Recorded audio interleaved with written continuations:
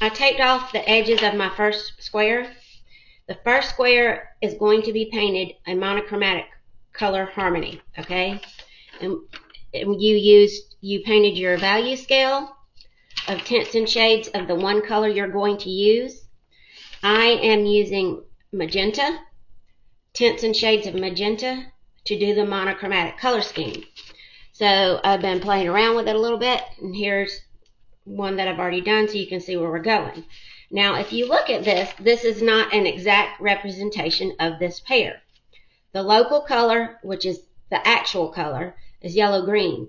We are changing it to the monochromatic color harmony.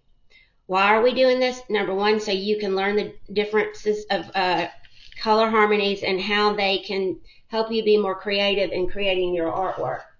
As long as you have the value range of dark to light and showing how the light is reflected on the object, it will make it look more three-dimensional and what the actual object is. Using a defined color harmony can create a mood and harmonize the work. This approach allows you to be creative in your painting. Okay? So let's take the tints and shades of the color you're going to use, and we're going to work from the background forward to do our painting. Now, I chose to do a mixed black, and I showed you how to do that when we did the value scale, but I'm using ultramarine blue and burnt umber mixed together. So this is ultramarine blue, burnt umber, and I'm using magenta. Here's my magenta, and titanium white. Okay, and this is acrylic paint. It dries pretty quickly. Some people like that. Some people like oils because they take forever to dry, and you can keep working with it for a long period of time. And there are like mediums that you could put in your paint to alter the drying time if that's something that you want to work on later in your artwork. All right, so we're going to work from the background forward on this. So I'm going to make sure that the edges of my tape are down so that I don't want it to bleed into it. When I'm painting with the tape, I like to paint over it this way towards the picture instead of pushing paint under the tape, because sometimes the paint will bleed under the tape.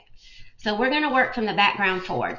I am going to do an underpainting at the top of a dark value of red. I'm only going to use the magenta. I'm only going to use red and black up here. I don't want to taint my magenta down here that's going to be mixed with white.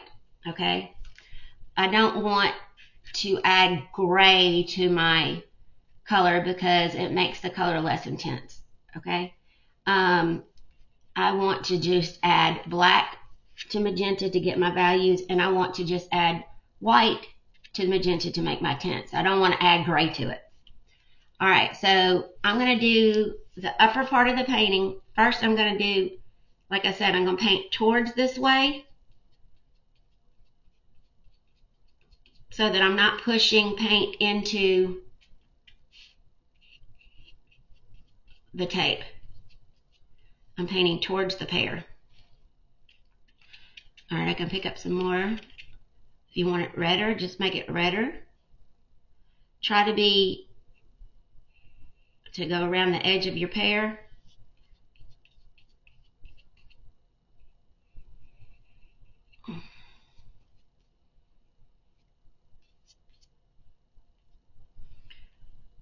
I'm going around this. It doesn't have to be exactly perfect right now because we're going to paint over it. The thing about this paint, this is student grade paint, and it's more transparent than more expensive studio grade paints. So you have to be more neater than you would have to if you were using more quality paint. But I do think this is some of the best quality student grade paint that we have.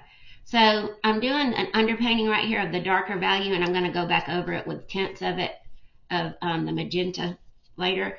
Now I want it to go from dark to light. So now I'm going to wash out my paintbrush. I've got my paper towel over here so I can wipe it off. And now I'm going to use just plain red, or magenta, I keep calling it red, but this is magenta, to go around the edge, paint towards the pear. And down here, you want to make sure you can still see your outline of your cast shadow, because we want all the cast shadows to be very similar. So right now you can paint right over it.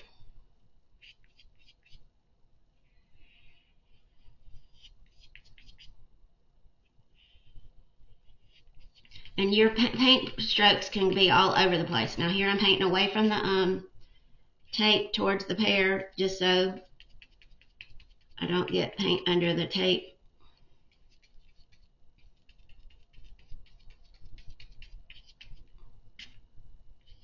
So I hadn't even put white in it yet, but I could have. But while it's wet, I'll go back over it with white, with a lighter pink. A lot of the acrylic painting that I do is wet on wet to blend it. Alright, so I like to go back in with my pencil and make sure I can see the outline of my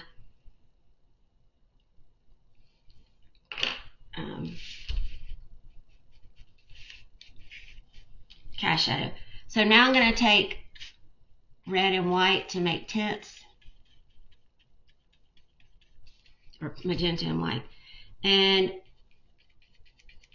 I'm blending it over, glazing over where you can see the dark that I painted earlier above it. If you use transparent paint to paint over an underpainting, that's called glazing, so you can see through it. I'm still going to add more white as I go down here because it's wet paint and I'm painting wet on wet. I like a lot of my paintings, I'll put the dark down first and then blend it out with the lighter value. Over here, I need to make this more wet. And I'm going to go back over the cast shadow again too with the pencil in just a second. Just make sure you can still see where it is. I don't know if you can see where it is in mine, but I can still see it. Put more red up here and blend it in.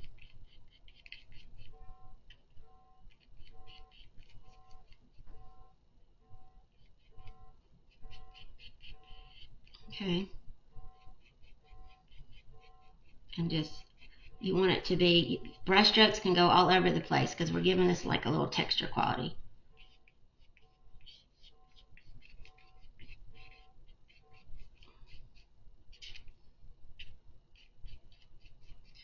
And I'm still got the undertone of the dark up here, so I'm glazing over this again.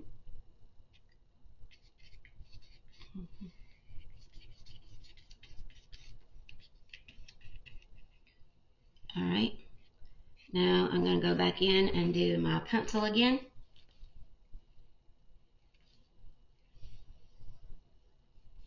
Okay, so I'll go back in and touch the background up again later, but now I'm going to do the cast shadow with a dark value of magenta.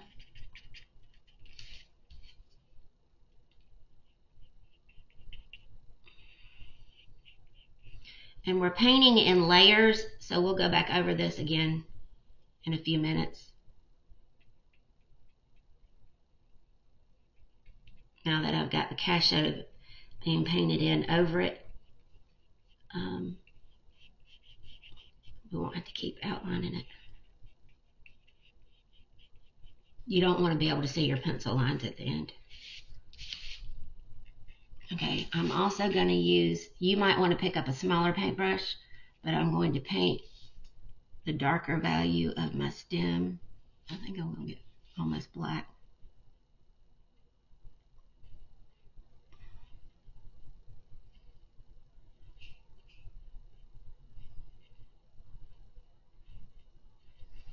And if you need to, look at the reference photo.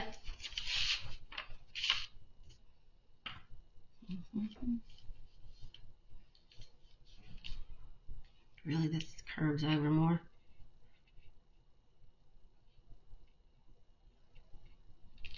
Okay. Wash up my paintbrush. I'll do a highlight up on that later. Now, we're going to do the light, a tint of pink. Or a tint of the color that you're using on the lighter end of the value scale, and fill in the shape of your object.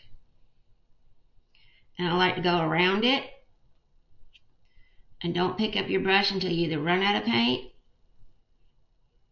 or you're done with the line.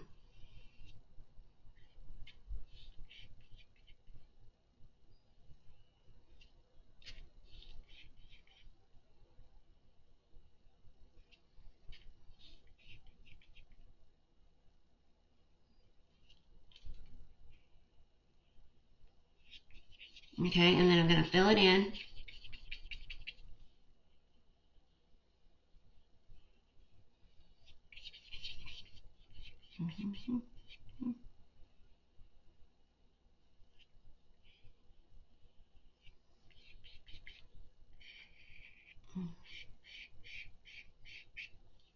Okay, we'll fill that in a little bit more. All right, we need to give that a little time to dry before we can go in and do it. Okay, but it does have layers. I'm going to make this a little darker for the shadow. Make sure it's dried so that you can go back in over it to make it a little darker.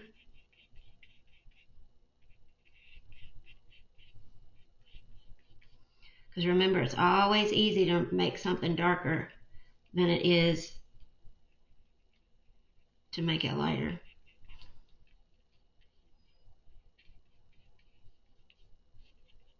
Especially with this type of paint.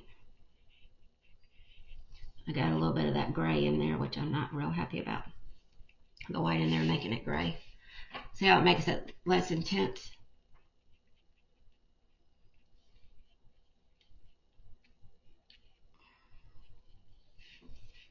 Okay. Alright, so this is dry enough to go ahead and start putting the darker values. So if you look at the pear, it's darker around this edge right here and gets lighter as it comes towards a little bit past the center of the pear. Then there's a highlight, then it gets darker and darker to like a medium range. Down here is a little bit darker, but not the darkest. And there's an area of reflection here and here up against the cast shadow. So let's go in with the darker. You want to make sure your paintbrush doesn't have any white in it. So I'm going to use the darker value range, and I'm going to look at my pear and see where the darker values are. So I'm going to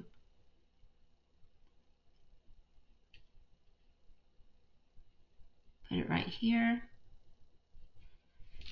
and I'm going to blend it out a little down here.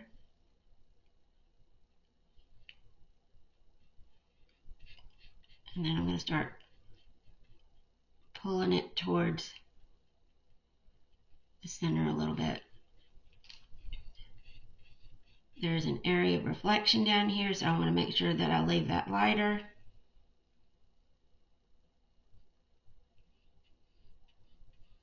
There's a dip of a shadow right here.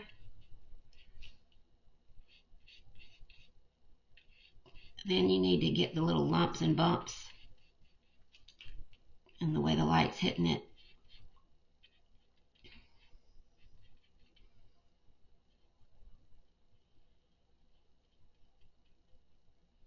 Alright, there's a little bit of indentation right here. And it's got a little darker area up here.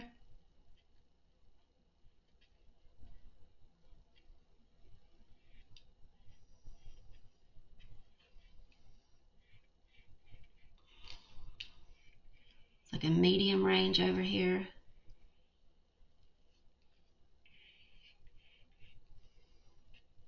Area of reflection down here.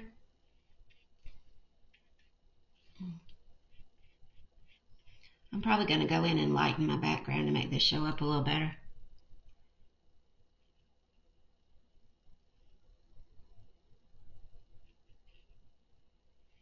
Okay, it's got a little darker shade here.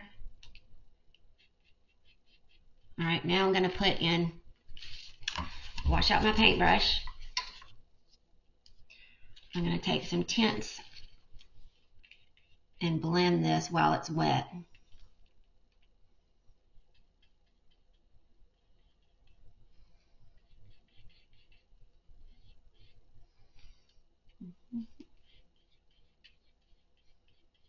I'll go in and put that highlight in later, but right now I'm just filling it in, making this lighter in the middle.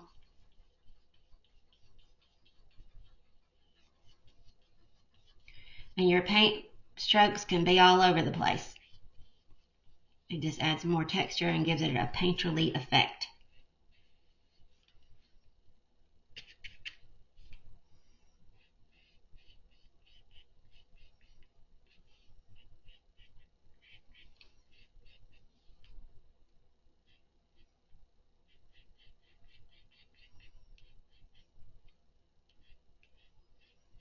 Glazing over it.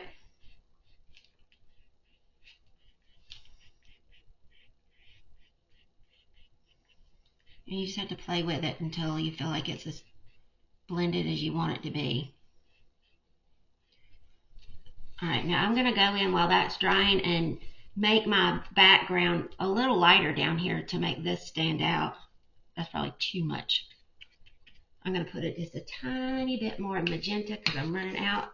So I want you to notice how much paint I put on here. You can always go back and get more, but you can't put more back in the bottle. So please be conscious of how much you're using. So I'm going to make this much lighter.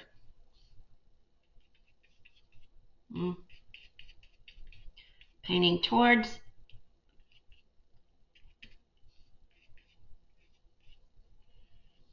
the pear as I'm going around the edge. Putting a little bit more red in it.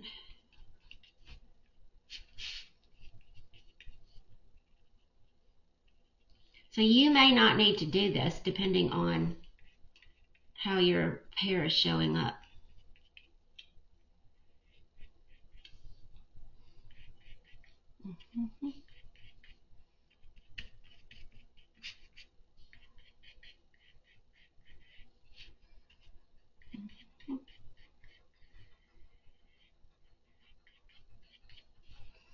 I'm going to wipe some of this off and get some more red and blend this in.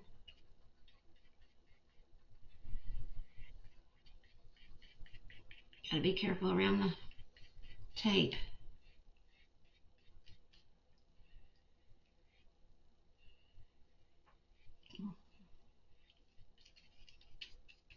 Still want it to get darker up here.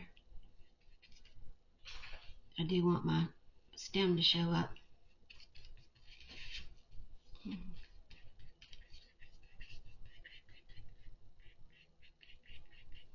Remember, we want it to be a gradual change from light to dark in the background.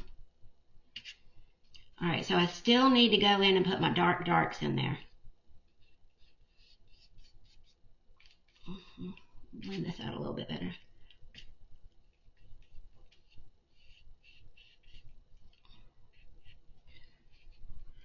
Okay, so I'm going to wipe this off, wash out my paintbrush, wipe this off, and I want to make this edge darker than the background.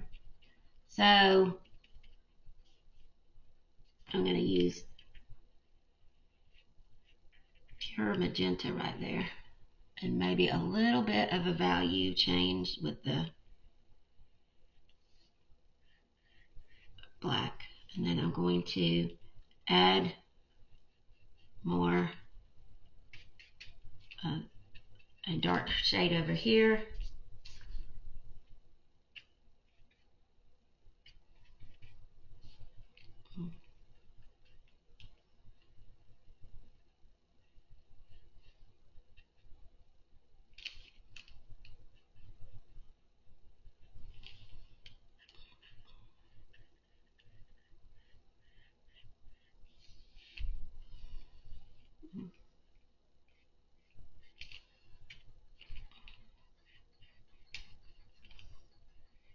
So adjust the background to make the edges show.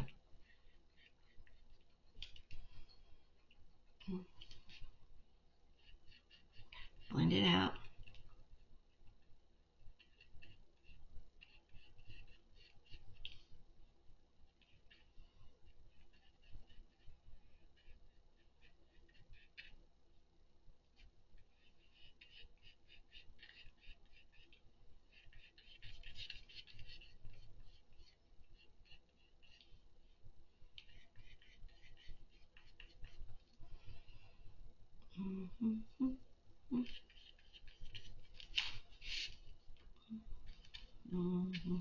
And I want to put this more under here to make this show.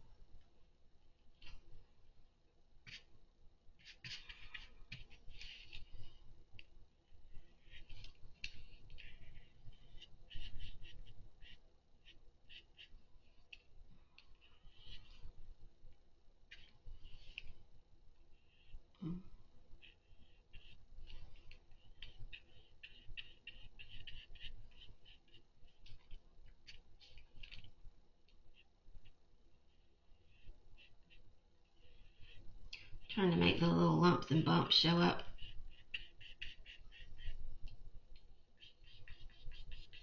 And you just have to keep playing with it until it looks like a pear. So I'm gonna put a highlight here, and then I'm gonna blend it out, and a highlight here. I'm gonna make this lighter.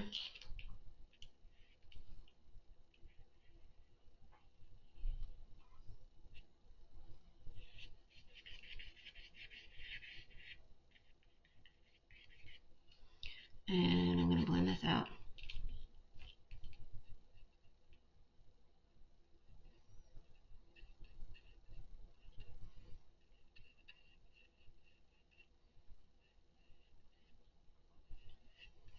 And I'm glazing over it so you can see the background.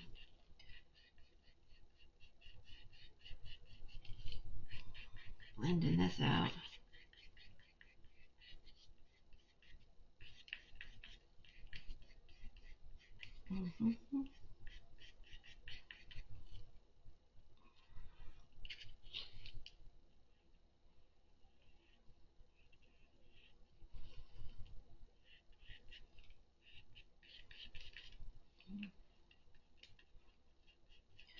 And you just keep doing it in layers until you like what you have.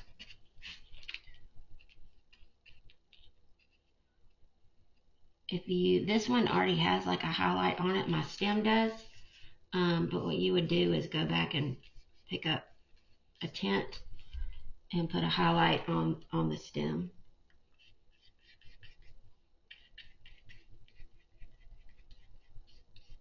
Okay, so when you're happy with it, that would be your monochromatic tints and shades of one color.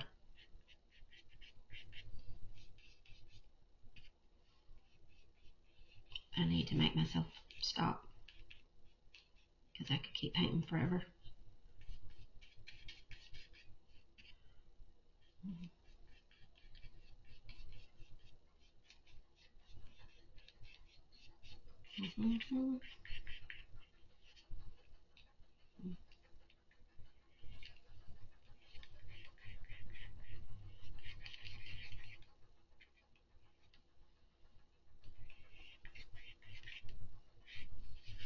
Let me put a little bit of area of reflection over here since the background's a little darker. You might not be able to see.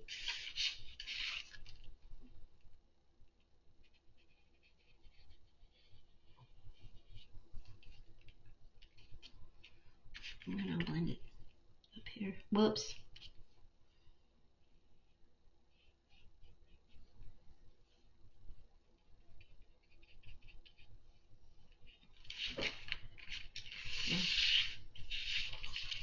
And then I might make this little area of reflection stand out a little bit more. Not that bright.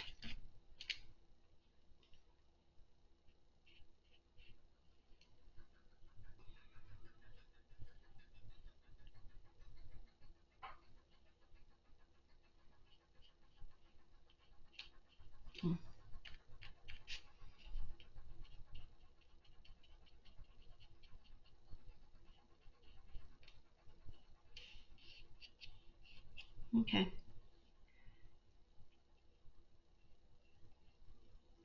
Just to help do the lumps and bumps there at the bottom.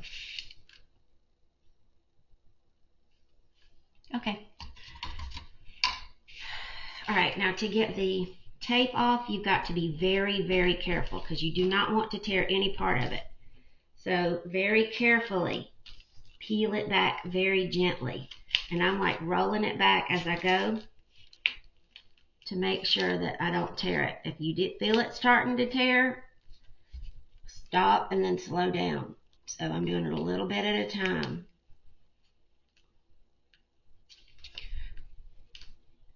Don't pull it off fast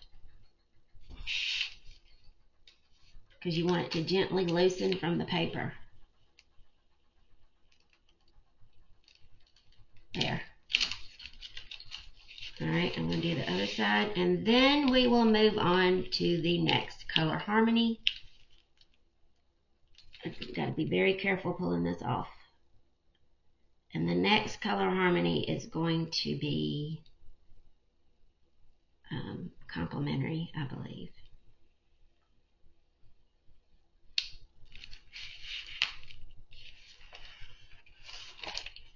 Okay, so that's the first one.